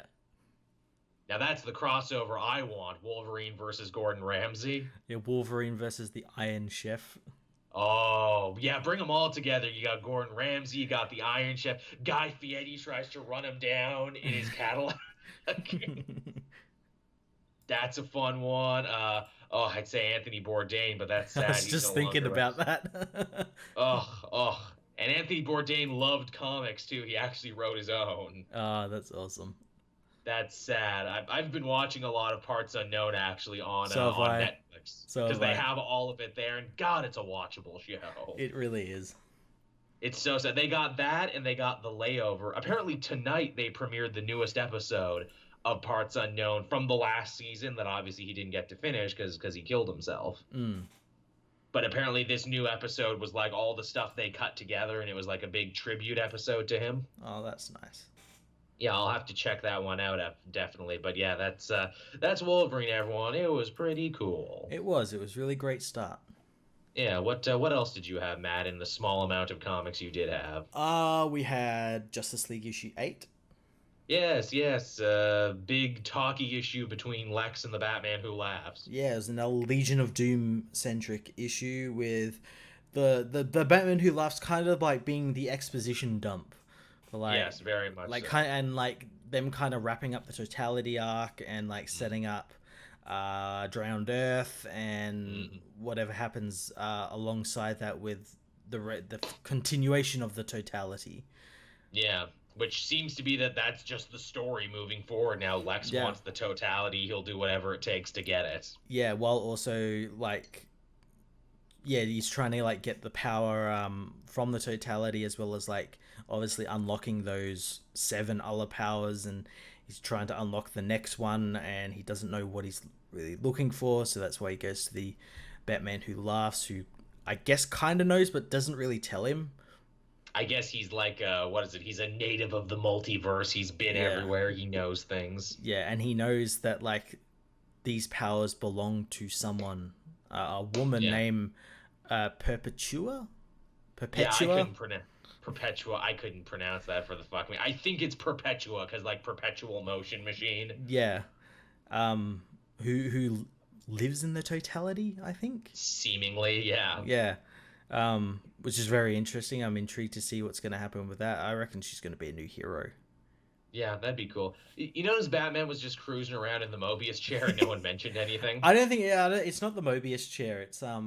Remember he got his legs and arms broken and it's like the healing device? Oh, right. Okay. See, yeah, it does look like them. Like, I did a double take. I'm like, wait, I'm like, oh yeah, he got like crippled. That's right. and they were cruising through time too. Like, are they cruising through time on the Mobius chair? Because the Mobius chair disappeared and we never saw it again. Yeah. Well, yeah, that's the thing. Maybe Dr. Manhattan has it. That was like another thing that never really got answered because Manhattan bringing it fucking back. killed Owlman when he got the chair, and Yeah, bringing it back to hanging plot threads there for a second. My favorite thing about this issue is that when Lex says, "Yo, I'm gonna ask the Batman who laughs for help," Joker doesn't like the idea because yeah, Joker's like, "No, no, a Batman is a Batman, regardless of universe, regardless of yeah. whatever." And he's kind of proved right as well, because as we see, Yeah. like the Batman Who Laughs, like did a totally Batman thing. Who's like, "Oh, I know all your defenses. I could easily get by them with this simple pick that I have in my teeth." Yeah. Super Batman too, yeah, absolutely. And also Joker's like, "No, I'm the funny guy on the team." Yeah, yeah. There can't be two. Yeah, this guy's literally stealing my fucking thunder. If he's on the team, why am I even here? Yeah, I like that. I liked Cheetah and Black Manta. I like that they've kind of gotten their own sort of side story. Yeah, I didn't think I'd like that as much. I've come around to it, this idea where it's like, actually, they have more in common than you'd think. Because Black Manta has a bone to pick with Atlantis and Poseidon. Yeah, Cheetah, of course, has a long-standing history and grudge against the Olympian gods, so it all kind of runs together. yeah, and we kind of get like I want to say like a resolution of what they were stealing in that in like episode in issue 6 or something, with the tier of extinction, which allows Cheetah, like when she coats her claws in it, to kill a god. Yeah, Which which that she seems does. pretty cool. Yeah, she does. Or she apparently kills Poseidon. We don't see him die though. But yeah, she intends to use that on Wonder Woman as well, since she's technically a god though, like half god, I Yeah. think. Yeah. And then yeah, obviously Black Manta wants Atlantis, and he says the big chance is coming to him soon, which I guess is drowned Earth. Yeah, whatever that will be, that'll be the next story, which is Yeah. hilarious because the Avengers are also going to Atlantis in their next Oh my story god. arc. Let's actually talk about like Avengers and this, because like, oh my god, are they like these books are, is Jason Aaron talking with Scott Snyder or vice versa? Because they're telling the exact same fucking story. And they have been for a while. Hey, I've got the giant Celestials. Hey, I've got the giant Omega Titans. No kidding. Yeah, and like in the Avengers this week, they went to their new HQ, which the Justice League did like a couple of issues before, when we introduced the Yep. Hall of Justice and everything. And hmm yeah, The Avengers picked Black Panther to be their new chairman, which Yeah. is a from left field pick. Like the Justice League picked Martian Manhunter to be their new chairman, which was a left field pick. yeah. God damn it. I truly think that like every Wednesday when these comics come out, Jason Aaron and Scott Snyder get on Skype and they just giggle and laugh to each other. It's like, can you believe they're paying us to do this? Have they said anything to you yet? No, they haven't said anything to me yet. Oh, you think they're ever gonna catch on? Yeah, they're like, yeah, I'll copy your work, just change it a little bit. The only thing we're missing is that for Avengers, they need to introduce the Masters of Evil, like the new Masters of Evil. Oh, I reckon they probably will, like that, or like something like that. Yeah. And Jason Aaron's like, yeah, so every other issue now, we're gonna devote time to the Masters of Evil. Yeah, they actually like stopped production of like the actual Avengers comic to tell like a 3-issue series of like Masters of Evil or something. Yep. Just to fuck with us. And again, they're both good. In fact, they're Yeah. probably both some of the best things going on at their companies right now. It's just so hilarious that they are so similar. It is absolutely hilarious. I'm loving it. I absolutely love it. It's like we joked early on with the whole Celestials Omega Titan things, but it's like, are you two boys looking at each other's paper in class? And now with this one, it's like, okay, you guys are definitely looking at each other's paper. Yeah, there's no way this is just like a grand coincidence, because that's the thing, like No Surrender and No Justice were kind of coincidences, because they were both Yeah. announced a long time ago, and yeah, they just ended up, and then yeah, these two books both started out, they're both on issue 8, and they're both basically in the same position. It's too goddamn funny. It really is too goddamn funny. Yeah. Avengers was fun. They've got a new headquarters now in the body of a dead Celestial. That's pretty cool. Yeah, in the North Pole. In the North Pole, Robbie continues to be the POV character, and he's like, oh, I know I'm the youngest Avenger. I got to do this and do homework. And Captain America, oh, I'm not going to go easy on you, son. Let's fight. Yeah, I like that, was pretty cool. And then yeah, this was just like setting up the team after the first big arc, and like getting all together, and then yeah, they're gonna go fight Namor and the Atlanteans. Yeah, because there's some shit happening there, and that will be the next big event. World War Underwater or something like that, or World War Ocean, Yeah. some shit. Yeah, the drowned Earth, they'll call it like the waterlogged Earth or something. No, no, like it literally is supposed to be like Yeah, yeah, World War Below. That's the one. yeah, yeah. See, that's different than the drowned Earth. It's very different. Although seriously, if both of these things are like, yes, we are going to drown the Earth with water in both, it'll be like, God damn it. That's gonna happen. I know it. Because you know it's going to happen too with us is we're going to be reviewing these comics because again they're coming out on the same days now. Yeah. We're gonna fuck up and we're gonna make mistakes. We're gonna call Namor Aquaman and vice versa. Or no, no. What I'm worried about is I'm worried about like I'm gonna do like my Avengers, put it up, and then like someone's gonna comment. It's like, but the audio says Justice League, and I'll be like, Yeah, oh, same thing. it's basically the same story. But yeah, that was those. Did you have anything else? I did. I had the first of the Infinity Wars tie-in, the Soldier I Supreme. I picked this up, but I did not read it because I had too much stuff and had to make sacrifices. How was it? I really liked it. I didn't know I really wanted to see a Doctor Strange Captain America like mashed together amalgam. It's actually really cool. So we get like the a brief sort of origin of Stephen Rogers, um, Mm. who again is like he's a World War II soldier. He's skinny and everything. He gets picked to be a test subject by Dr. Erskine, who is a woman this time round and Oh, dabbles in the mystic arts. And but it's also the dark arts as well. right. And she injects Stephen with like this, like a super soldier serum that's imbued with like the dark magic and everything, and it Mm. makes him look like Captain America, like big and strong, but also gives him magical powers. The first of And which is his shield is a yeah, spell. that's like the first ability he has, and yeah, they test it out, and it can like withstand like all this fire from like tanks and bombs and whatnot. So they're like, oh, we'll dub him Soldier Supreme, and he'll lead the Howling Commandos of Hogarth, and Ah, that's with fun. Bucky Wong. Bucky Wong. Yes, I heard about that. Bucky Wong. I didn't read it, but I did see this panel. He dies Yeah, and comes back as the Winter Soldier, who is a ghost. yeah. So like, yeah, he gets blown up in like a foxhole, and Steve like brings him back to life. But what was really cool is like because of the magic, Steve's been like bringing back like the Howling Commandos as they die. Dum Dum Dugan in this isn't Dum Dum Dugan, it's Nick Fury, but he looks like Dum Dum Ah, Dugan, and he's got like the they eye patch. they fuse them together, so they're Dum Yeah, Dum Hogan now. but they've like been bringing them back. Like he's been bringing them back. Like he fixes Fury's eye, and then Fury gets shot in the head off panel, so he brings him back to life. And yeah, and the war ends because like Hitler dies and everything. But it's like, oh, the war's not over yet. We still got to deal with Dormammu Red. Of course. I heard that one too, and I'm like, oh, that's a lazy name, It is. Dormammu Red. Come on, It that's is. like Red Onslaught. You can do better. It is, and the design is kind of like lame as well. It's basically like Dormammu, but with like Red Skull's head. I mean, I guess that's all Dormammu is. He's just a big flaming head and Red Yeah. Skull. Everyone knows the Red Skull. Yeah, they fight. The Winter Soldier comes back to help Steven, and they both end up getting trapped in the Dark Dimension. Hmm. Sounds like everything you would want from a story called Soldier Supreme. Yeah, other than like it being a tie-in, it wasn't like in name. That's all it was. It wasn't tied into Yes. the actual Infinity War storyline.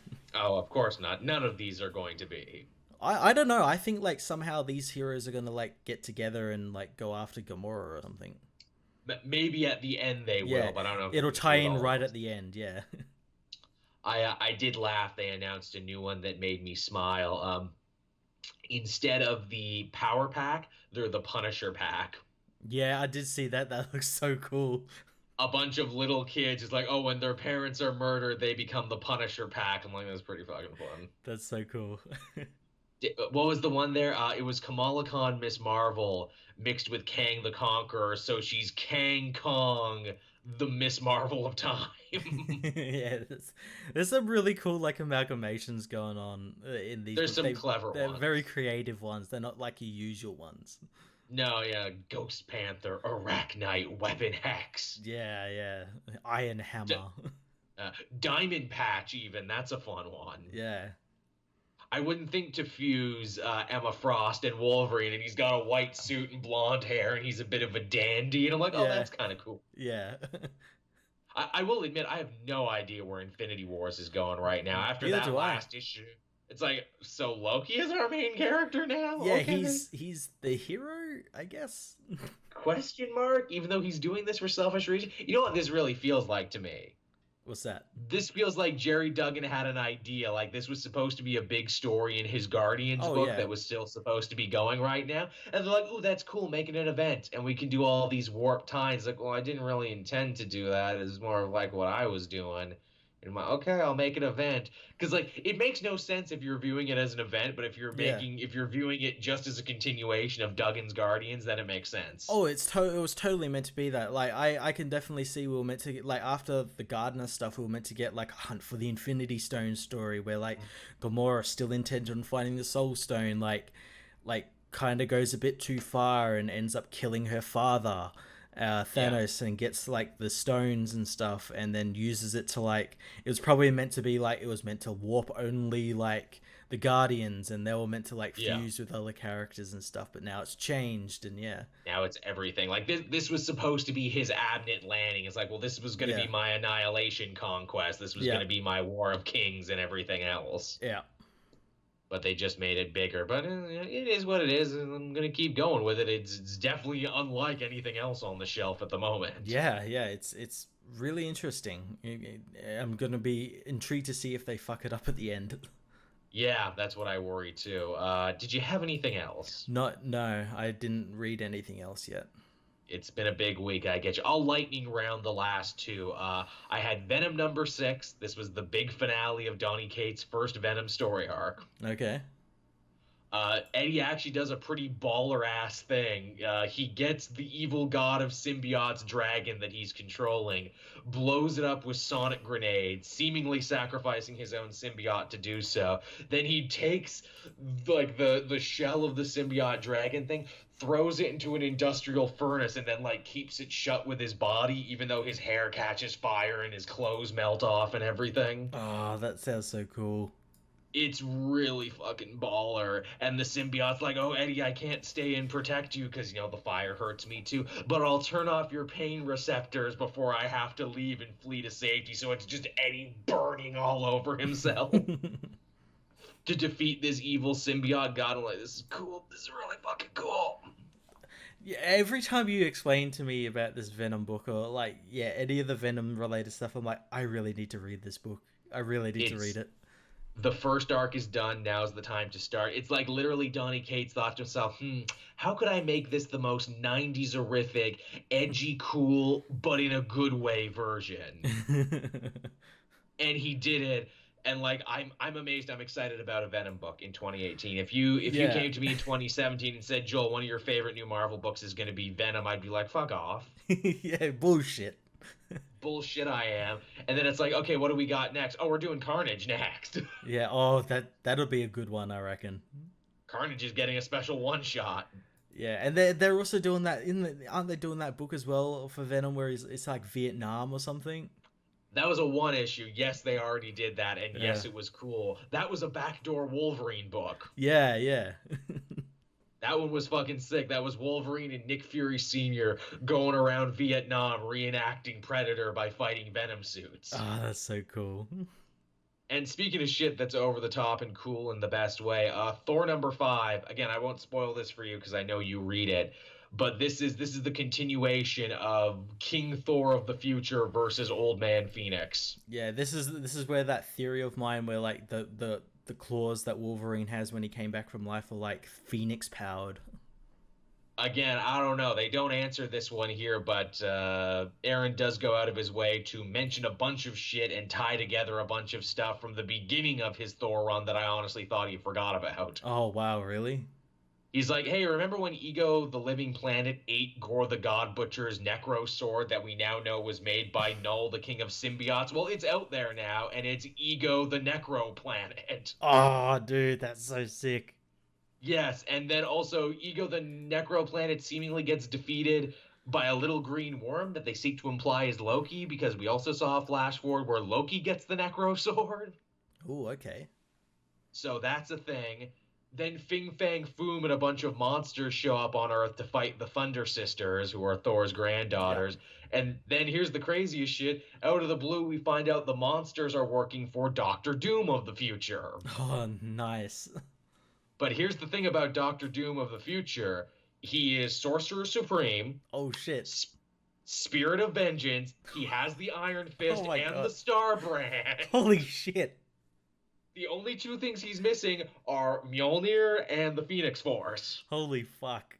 He's just So so in the OP. Yeah, so in the future he has become God, and he has just taken up all the cool powers for himself. He wants all of them. Oh, that sounds so sick. It is. The image is great too, because it's like he's got Doctor Strange's hood, but his head's on fire, and he's got the Star Brand on his chest, and he's got the Iron Fist in one hand. Oh, that's so cool.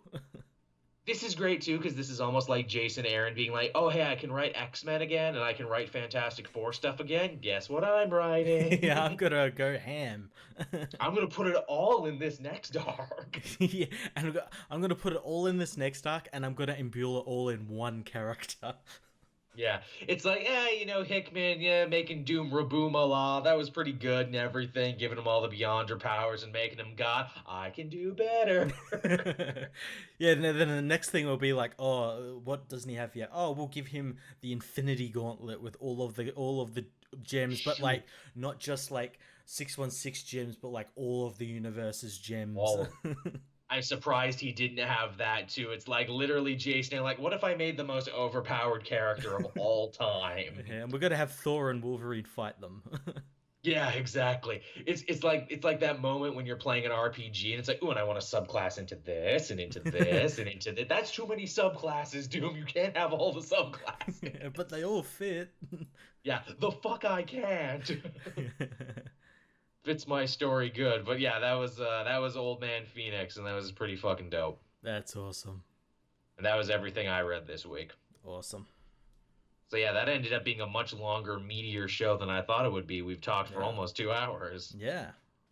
Yeah, so I guess we'll start winding the show down, everyone. We hope you enjoyed it. Thank you so much for listening. As always, we really appreciate it. If you did enjoy it, a like, a subscribe, if you haven't already, those would be much appreciated. If you're a patron, you'll get to hear this episode first before anyone else over on Patreon. I usually make a point of trying to upload the audio version as soon as we're done, and Matt usually uploads the video version later. Yeah. Yeah.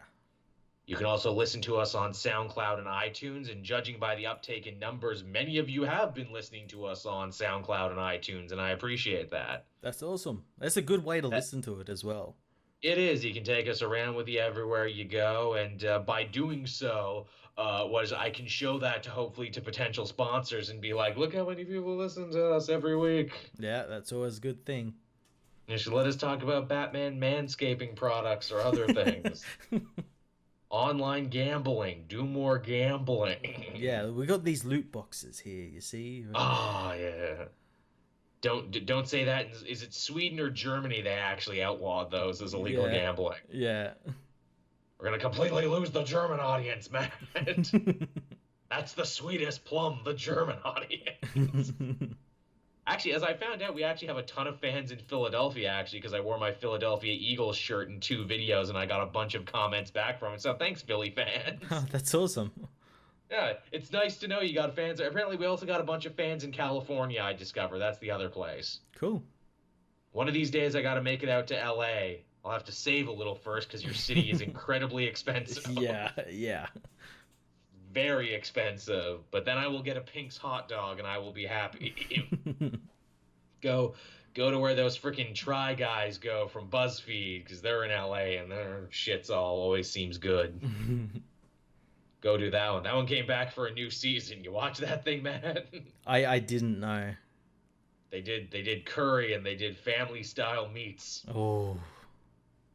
Although they're clearly making so much fucking money now on that show, they can go wherever they want, which is amazing. Yeah. Oh, we're just going to fly to New York now and eat this sandwich. Like, has this really become that popular? Yes, this is one of the biggest, most popular things on the internet. 2 guys try different foods at different price points. God, this is just America right there. You can make anything. Any dream is possible. Yeah. If you can will it, it is no dream. But now I'm just fucking rambling. Thank you everyone for watching and listening. Matt and I will be back again next week as always. Be sure to follow us, Twitter, Facebook, everything else, so you can stay up to date on everything that we're doing. Yeah. Bye. Bye-bye, everyone.